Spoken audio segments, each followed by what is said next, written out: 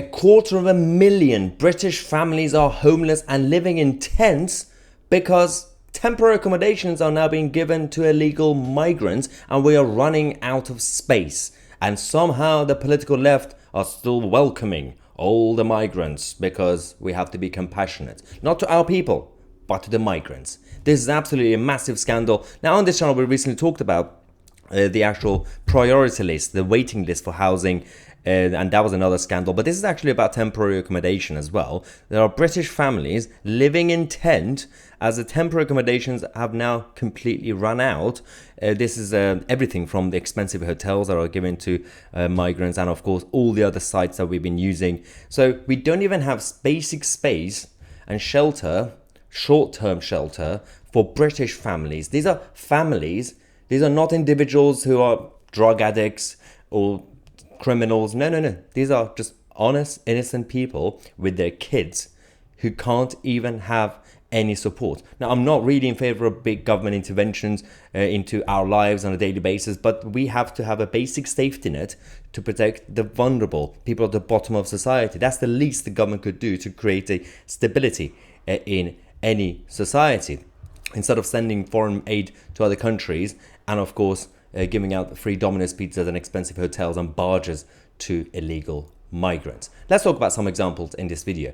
For example, we got Aurora, who is just 11 months old, and she has been homeless for half of her life. Cramped, overcrowded budget hotel rooms are almost all this little girl has ever known, and now they're getting kicked out of the hotels as well. They have to all live in tents, and it's going to be completely sad and depressing.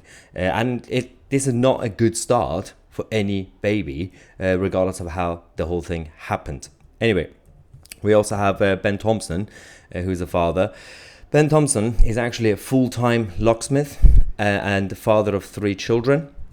He was handed a Section 21 no-fault eviction notice in April for their mezzanate that they had been renting for 5 years because the landlord wanted the property back. He and his wife have looked for other homes to rent, but also cannot find anywhere affordable, even with Ben's full-time salary. Fierce competition means private landlords can now make big financial demands. Yeah, exactly. That's the whole biggest issue, because we're not building anymore, and the space that we already had is now being filled by a lot of other either illegal migrants or foreign investors who buy places and keep them empty. That's also a big issue. But as I said, these people are not the people who made wrong decisions in life.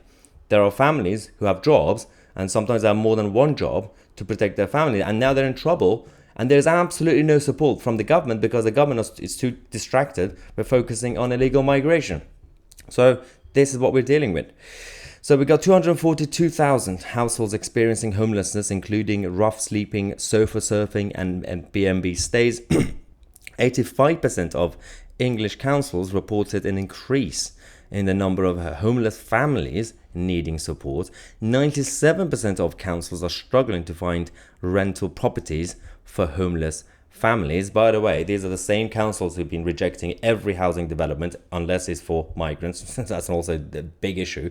But look at the numbers. We've been talking about these numbers a lot on this channel recently, but it's a good reminder to show you the increased rate when it comes to the English Channel crossings. And that's going to go up again because yes, the Rishi Sunak could come on TV and declare a victory because the numbers are slightly lower than 2022.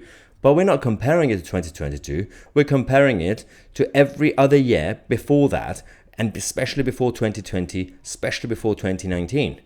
The numbers were still high in 2020. Now you look at this graph, 2020 looks tiny.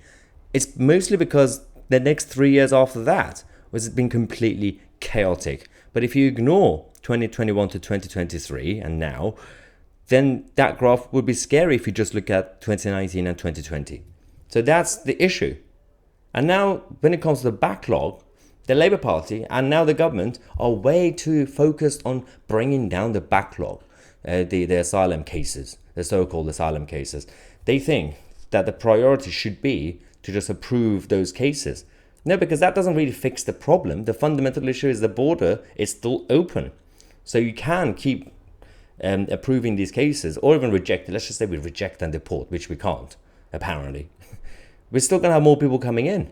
So the backlog is essentially like a bottomless pit. And you keep trying to like get rid of some water. More water is coming in anyway.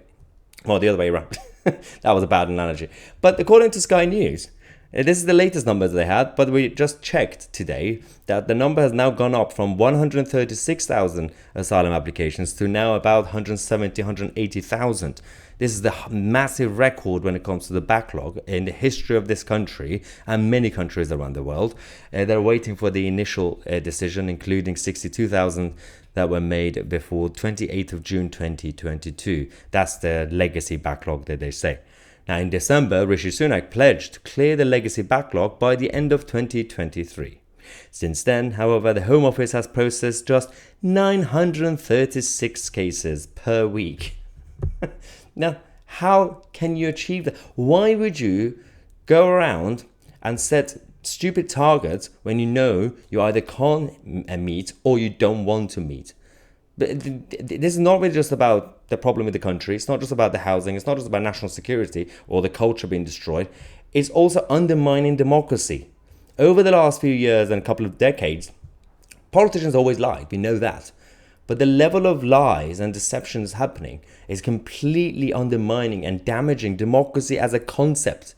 Do not be surprised if a few years from now, people of this country and countries like Britain would just rise up and say, well, we found this new leader or leadership figure.